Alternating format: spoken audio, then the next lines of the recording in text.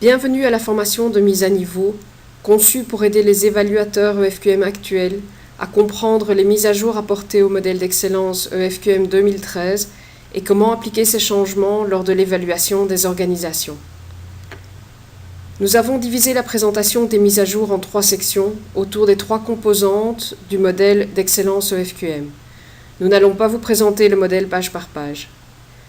Nous allons également passer en revue les modifications apportées ces dernières années au processus d'évaluation des prix d'excellence EFQM. Il y a un test à la fin du cours. Vous devrez répondre correctement à toutes les questions pour être reçu.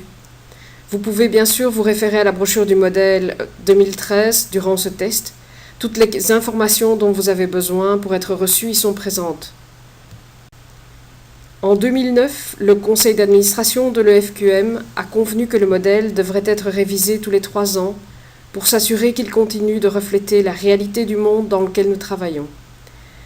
L'EFQM a développé un processus structuré pour recueillir des informations à partir d'un large groupe de parties prenantes afin de comprendre quel est le moteur du changement et comment le modèle doit être adapté.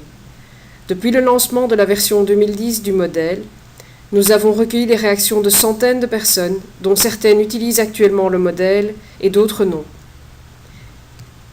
Les principaux thèmes qui revenaient sans cesse au cours de ces discussions portaient sur la nécessité d'une plus grande souplesse et agilité organisationnelle, la concurrence sur le marché mondial, les médias sociaux, la gestion du changement et la durabilité.